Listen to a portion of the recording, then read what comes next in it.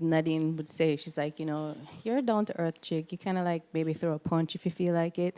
But this person is more reserved, it's just more demure. And so I really had to work on a character. We really had to build a character. So that was really different for me to really, delve into someone else. I was comfortable with the camera, but you have to really just become someone else. So that was different. That was different, for Yes. true.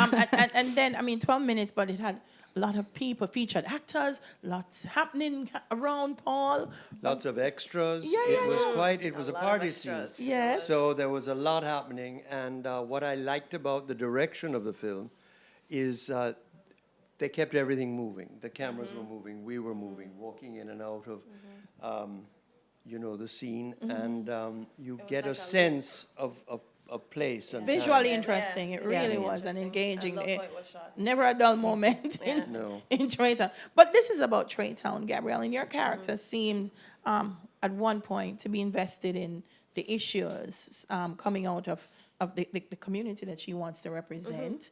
Well, naturally so. I mean, she grew up and was born in Traytown, so naturally she had quite an investment in it and the outcome and what Aria had to bring as somebody who was running for office to take care of, her home. But not only that, I think a lot of her interest had some alignment with her interest in Jovi as well. Aria, sorry, I keep calling her Jovi. Aria as well. Yeah.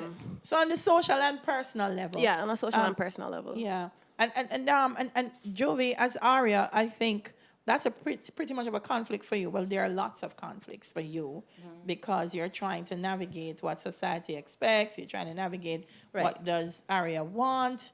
How difficult was it for you to pull all of those elements together? Yep, it's just like in life. We have societal pressures. We have to pick and choose our battles. And she knew she had some big shoes to fill because she's from a political family, and she has this love affair, this friendship, this really deep friendship that she has with this person that she can be herself with, and that's what this person represents, like the crossroads that she's at. Like it's marrying her true self, and she has to choose, and then she's like, Paul is like a devil's advocate in her ear, just like, hey, stay on track. So is she really worth it? Is she really worth it? We'll see. I mean, if it goes further, we'll all get to see how it unfolds and how that character kind of really steps into her power, and choices choices that she makes will define that.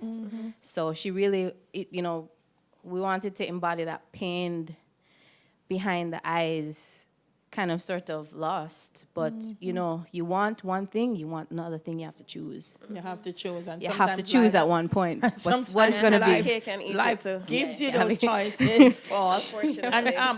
And so it's interesting that as her dad, as Richard, that life gives you choices. Yes, but I'm not her you're- dad, actually. I'm like a family advisor, political advisor. Makes it But worse. like a father figure for sure. Makes it worse. So are you there for family reasons or personal reasons? Well, both, and political reasons as well, because I think that she has the makings of a strong candidate, but she has to make certain choices, as you said, and that is the thing of it. And I think there's so much there that can be developed further in either a feature film or a series. And I see it more as a series. I see there's so many different storylines and sub-storylines and characters and themes that can be explored with this, just coming out of this basic 12-minute film.